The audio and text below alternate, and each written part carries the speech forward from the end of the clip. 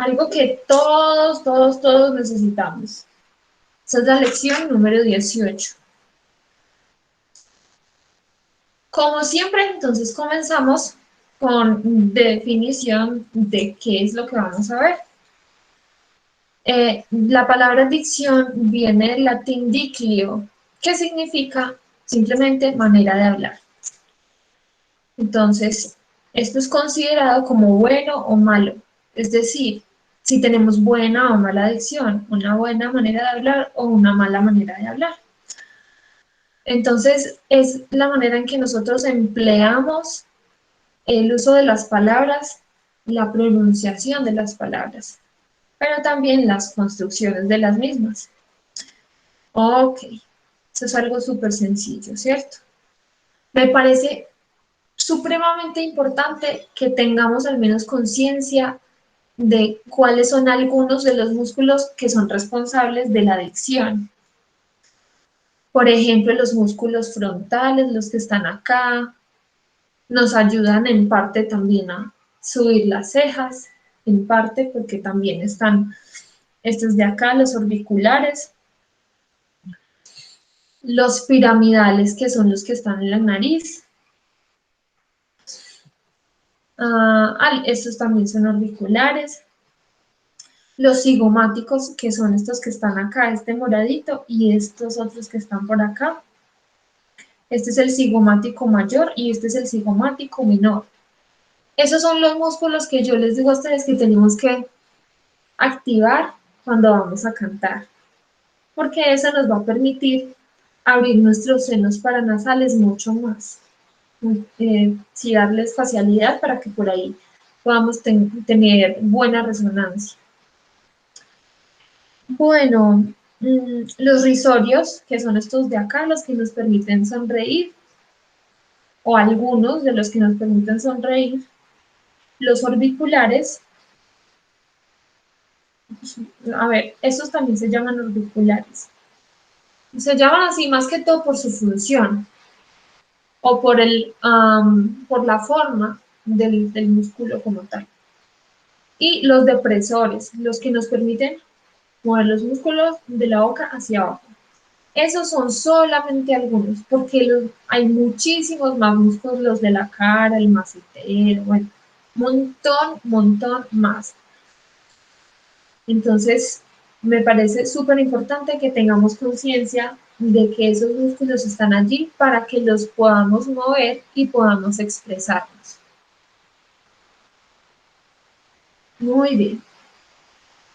¿Qué debemos hacer para tener una buena dicción? Bueno, tendríamos que hacer muchas más cosas que estas 4 que hay acá, pero parte del calentamiento vocal que tenemos nos ayuda también a tener una buena dicción. Por ejemplo, todo lo que hacemos para distensionar los músculos nos sirve para tener buena dicción. El masajear la cara, el dar golpecitos con la yema de los dedos, eso de manera externa y de manera interna, mover los músculos para distensionar. Activar, mover los músculos. Por ejemplo, podemos hacer muecas, así, tratar de mover todos los músculos, lengua, toda la parte de la mandíbula, incluso nariz, los orbiculares que ya les decía. También mover la frente es súper importante. Hacer masajes en el cuero cabelludo es súper importante porque a veces nosotros estamos cantando o estamos hablando, nos comenzamos a tensar, nos comenzamos a tensionar y entonces nuestros músculos de la cabeza como que se tensionan a veces. Hay personas que les pasa mucho más frecuente esto y sienten un dolor de cabeza y, bueno, lo confunden con un dolor de cabeza normal, pero resulta que muchas veces son los músculos de la cabeza los que están así. Y con masajes en la cabeza y con activación de músculos podemos distensionar. Respirar de manera inteligente.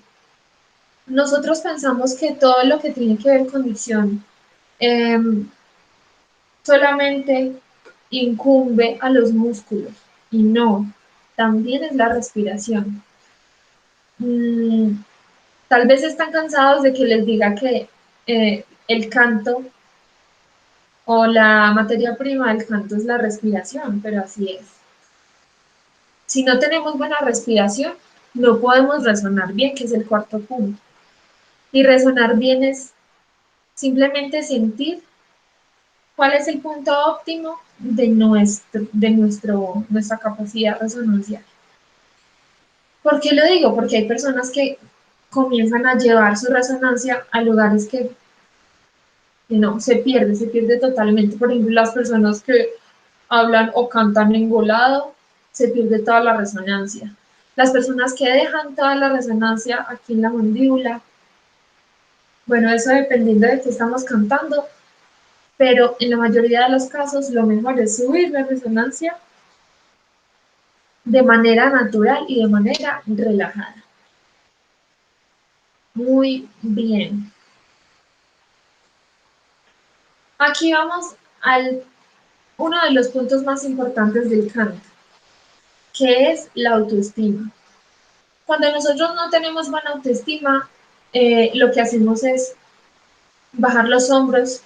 Es decir, esas cosas que voy a mencionar ahorita no las hacemos voluntariamente, las hacemos de manera inconsciente, involuntaria, porque nuestro subconsciente está intentando ocultar algo que ni siquiera hay necesidad de ocultar.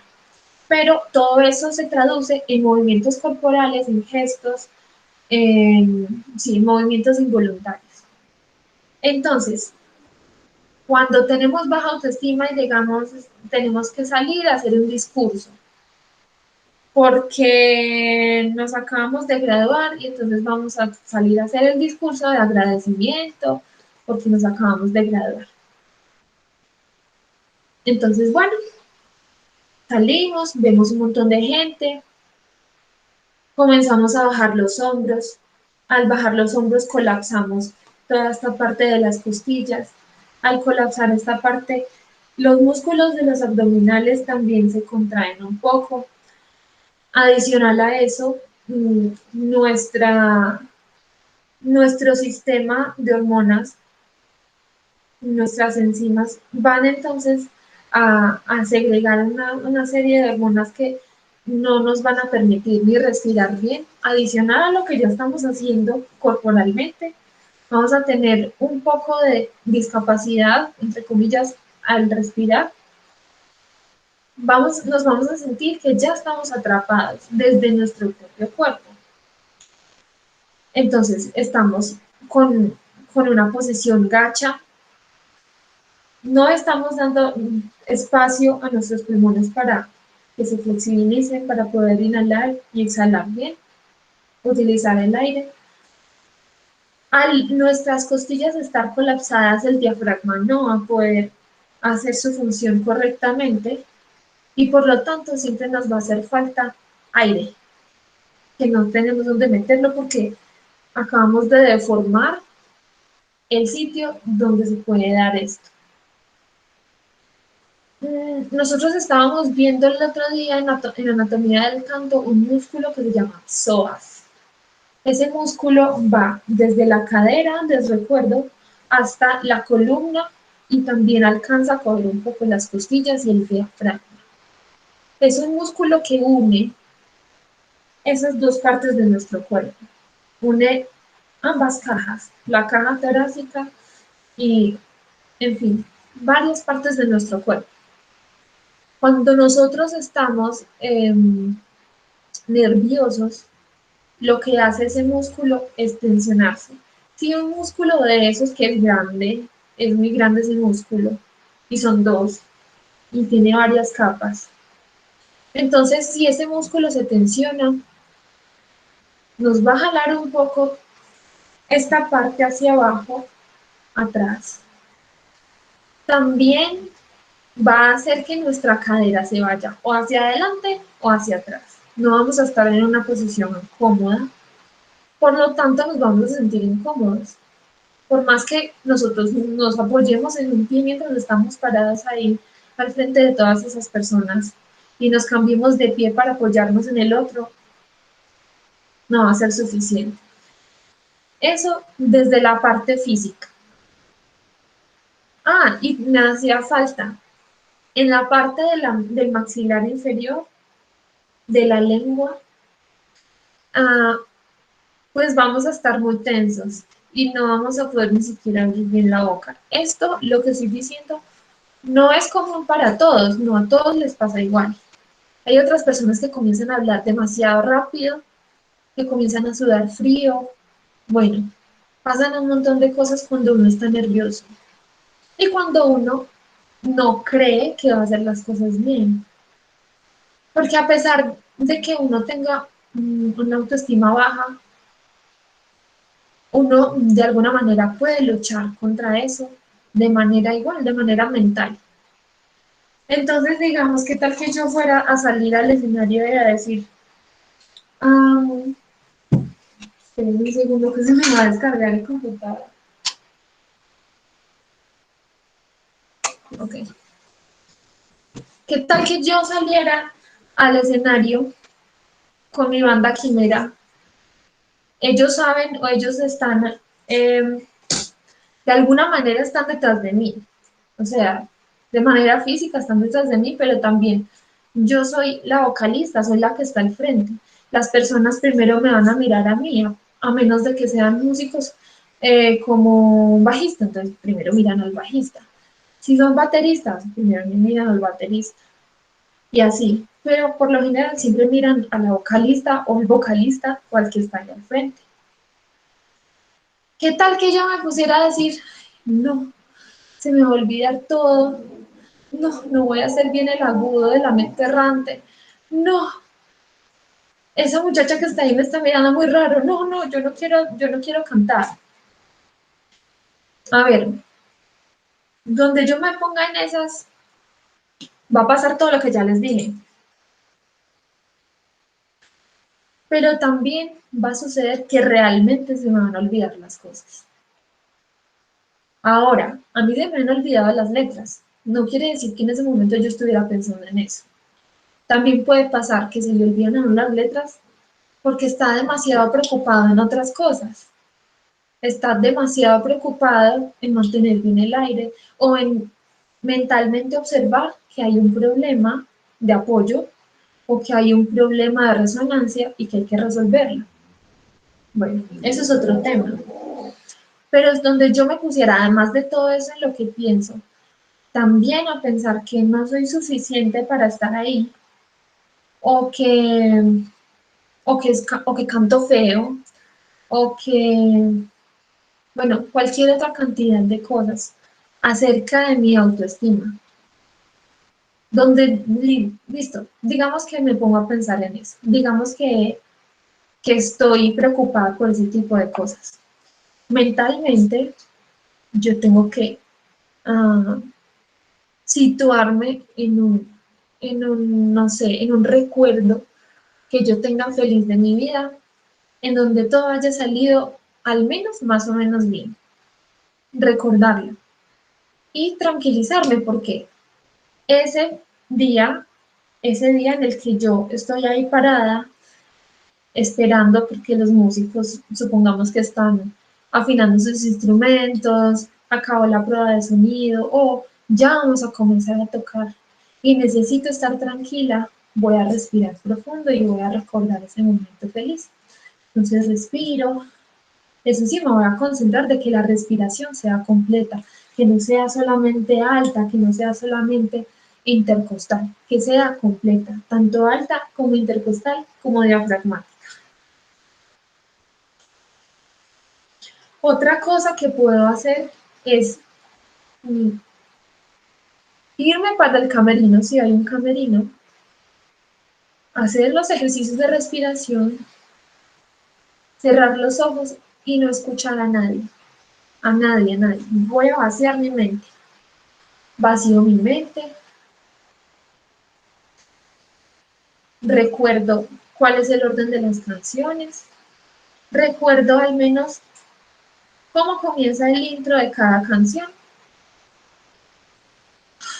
y ya. Después puedo hacer ejercicios de la cara, así relajadamente, pero todo muy relajado, porque cuando estamos ahí, todos los músculos o al menos la mayoría están así. Y la respiración lo que hace es ayudar a flexibilizar y a llevar oxígeno donde necesitamos que haya oxígeno. Y así vamos a trabajar la autoestima también, de manera mental. ¿Por qué digo esto en la clase de dicción? Precisamente porque si hay tensión, no vamos a tener posibilidad de pronunciar las cosas que necesitamos porque hace falta aire, porque hace falta resonancia, porque incluso hay personas que piensan, y hay muchas, pero muchas personas que piensan que pronunciar las cosas de cierta manera produce pena, produce vergüenza. Y bueno, y esto no solamente ocurre al pronunciar cosas en español o al entonar. Digamos, estoy leyendo un cuento infantil, tengo que hacer diferentes voces, tengo que hacer la voz de un conejito, tengo que hacer la voz de una viejita, tengo que hacer la voz del lobo feroz. Entonces, trabajar la autoestima tiene que ver también con que lo que estoy haciendo también hace parte de mí y también es uno de mis talentos. Si lo hago bien o mal, eso ya dependerá del otro. Yo estoy dando lo mejor de mí. Entonces, sí, manejar la autoestima yo creo que también es fundamental a la hora de la adicción.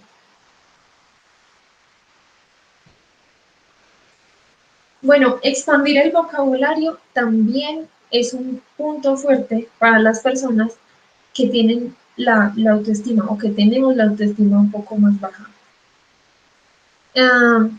Al tener la seguridad de saber qué es lo que vamos a decir, entonces, o al tener herramientas, entonces vamos a tomar un buen camino, a elegir mejor las cosas que vamos a decir, sea en donde sea.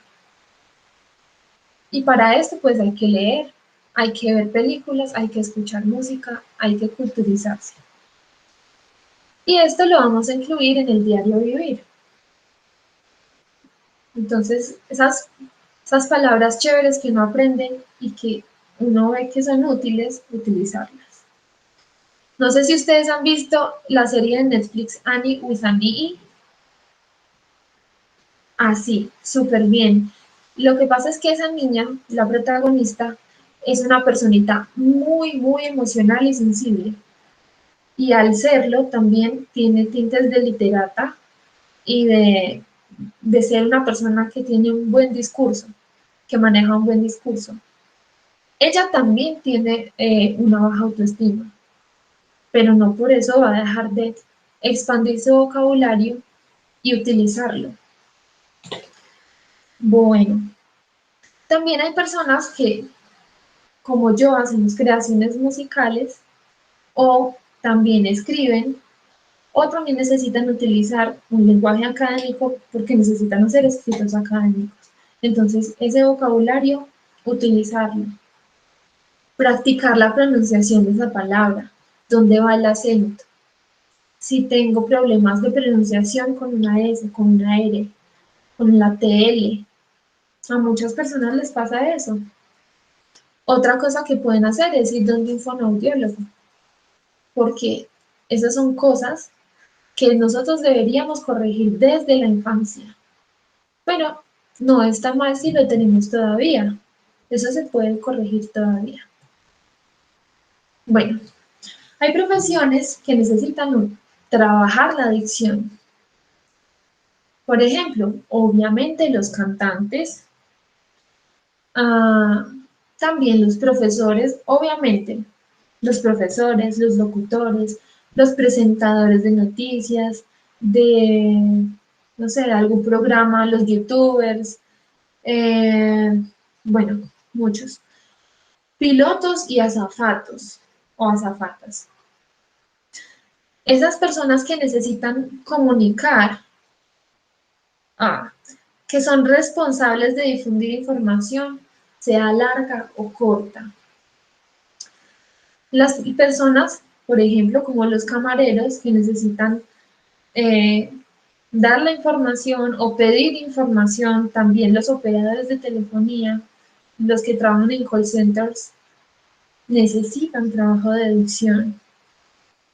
Entonces, también cualquier persona que atienda para vender algún servicio o algún producto. Además que, imagínense ustedes comprando algún producto, intentando comunicarse con la persona que está vendiendo el producto que ustedes necesitan y que no se exprese bien y que no se le entienda qué es lo que está diciendo porque no está abriendo bien la boca, porque habla muy plano, porque habla muy bajito, es decir, no tiene un buen volumen al hablar. Es más loco, ¿cierto? Los actores, y aquí viene esto, y todas las personas con necesidad de comunicarse. A fin de cuentas, ¿cuáles son las profesiones que necesitan trabajar la adicción? Para mí, todas, porque todos somos seres humanos y tenemos la necesidad de comunicarnos. Y al tener esa necesidad, ¿por qué no hacerlo bien? ¿Por qué no hacerlo apropiadamente? Bueno, de todas maneras hay fallas comunes en la adicción. Las personas que no abren bien la boca, lo que pasa con no abrir la boca es que pues el canto y la comunicación dependen de la utilización del aire. ¿De qué depende la buena utilización del aire? De que el aire tenga por dónde pasar, obviamente. Entonces, como les decía, si no tenemos una buena postura, estamos comprimiendo los pulmones, el diafragma y todo lo que necesitamos para impulsar el aire. Los músculos que intervienen en el apoyo. Entonces, lo mejor es tener buena postura y abrir la boca para darle espacio a la resonancia. Tener la lengua tensa. Entonces, hacemos ejercicio de distensar la lengua. Movemos la lengua para todos lados. Hay otros ejercicios, por ejemplo, llevar la lengua de un lado a otro, de una comisura a otra. Hacer que se limpian los dientes con la lengua.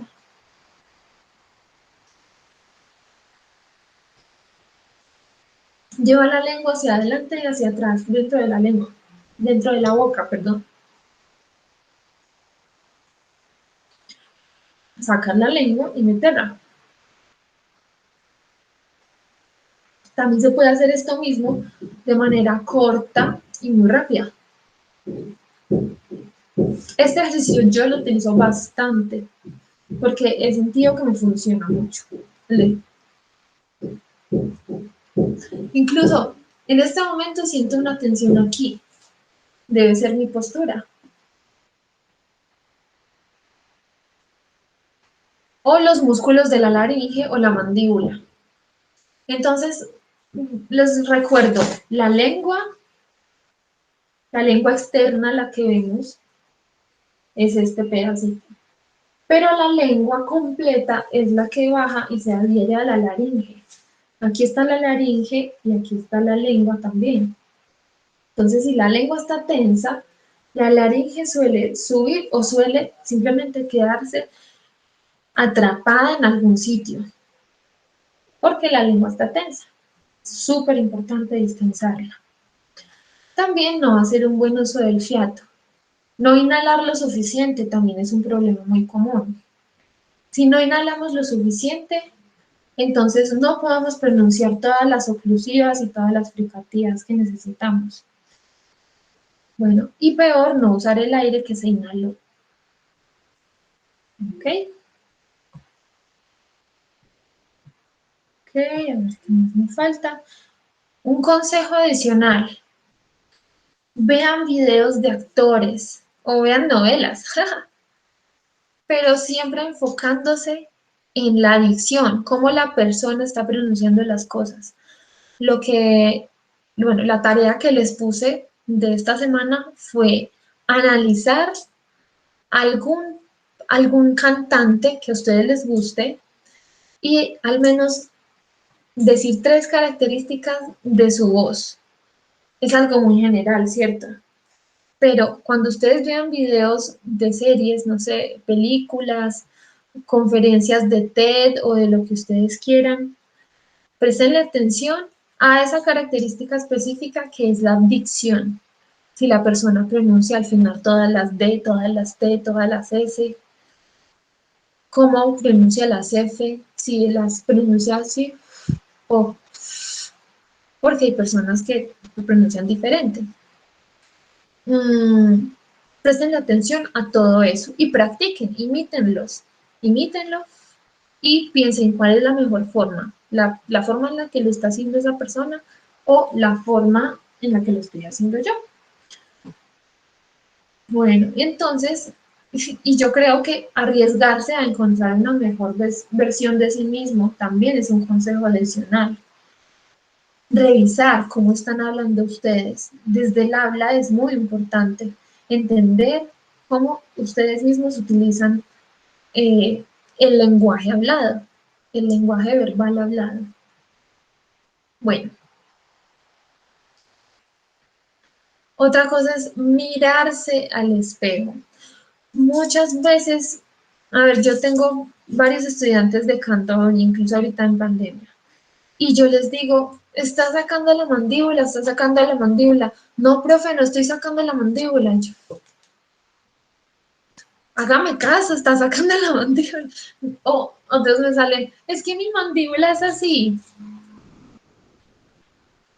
Así sea 1 milímetro que la esté moviendo, afecta, se los juro. Mírense al espejo, dense cuenta hacia dónde están moviendo la mandíbula, qué tanto la están moviendo. Bueno, mirando hacia el espejo, reciten un poema corto o un fragmento de un cuento infantil o de lo que ustedes quieran. Y concéntrense en revisar si la respiración es completa. Lo que pueden hacer es revisar de manera propioceptiva, es decir, hacia adentro, y también de manera visual, de manera externa, mirándose al espejo, si los hombros qué tanto se suben, qué tanto se mueven los intercostales, si tengo una buena movilidad de los músculos abdominales, y de manera propioceptiva, qué tanto se mueve el apoyo desde el perineo. Cuenta cuántas frases puedes decir sin inhalar, pero que resuenen bien. No es que uno comience a hablar y hablar y hablar y no pueda parar y entonces quiera seguir y seguir, sin importar si le está alcanzando el aire o no. Lo importante es hacer todas las frases, la mayor cantidad de frases posible y que luego todo el cuerpo esté tenso como una pasa. No. Lo mejor es decir, por ejemplo, voy a leer. Revisa si la respiración es completa. Cuenta cuántas frases puedes decir sin inhalar, pero que resuenen bien. Hasta ahí me llegó. Me sobró un poquito de aire, pero yo ya sentía que me estaba tensando un poquito. No quiero tensión, entonces lo mejor va a ser respirar. Bueno, parte de tu tono fundamental. ¿Qué es el tono fundamental? Es la nota. A ver, nosotros cuando hablamos siempre en un intervalo de una quinta o una cuarta justa. Es decir, digamos que yo estoy cantando, les voy a mostrar el piano. Digamos que, o cantando no, yo estoy hablando. Usualmente yo cuando hablo estoy todo el tiempo tocando o cantando o hablando en esta nota y en otras notas, ¿cierto? Pero siempre es este rango, a menos de que esté muy feliz y esté gritando por acá o pegando alariditos o cuando me despierte esté hablando por aquí.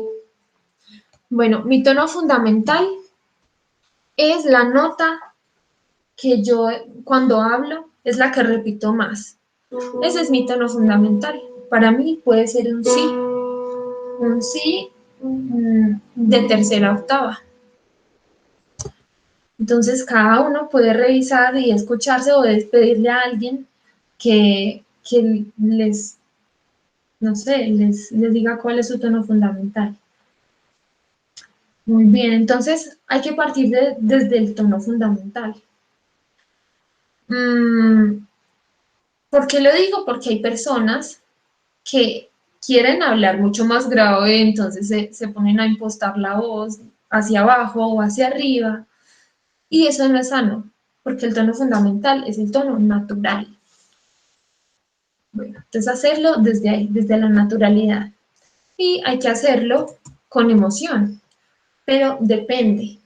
Si yo voy a leer un cuento, si yo voy a leer un poema, tengo que saber cuál es la emoción que me están diciendo. No simplemente lo voy a hacer todo como si estuviera feliz, o no lo voy a hacer todo como si estuviera triste. Depende de lo que me estén diciendo. Y entonces, al mirarse al espejo y al hacer las cosas con la emoción del poema o del fragmento que estoy leyendo, voy a hacer que corresponda a mis gestos corporales o de la cara, que corresponda a esa emoción. Lo mismo la entonación tiene que corresponder. Y aquí viene la parte como la más obvia para trabajar la dicción, hacer un trabalenguas. Pero antes de hacer el trabalenguas, hacer el estiramiento pequeñito, el de la lengua, el de hacer las muecas, trabajar un poco la tensión del cuello, es muy importante. Entonces hacer el trabalenguas. Confusión, confabula uno, confusa, confabulación, confundido, no confiaba en la confundida confabulación que Confucio acababa de confabular. O María Chuchena techaba su choza, y un techador que por allí pasaba le dijo: María Chuchena, ¿tú techas tu choza o techas la ajena? Ni techo mi choza, ni techo la ajena, que techo la choza de María Chuchena. Y así es, entonces ponerle un poco la emoción para que tenga sentido, que el cerebro como que lo entienda cuál es la lógica, cuál es el objetivo general de todo lo que estamos diciendo en el trabalenguas, porque el trabalenguas debe tener algún sentido.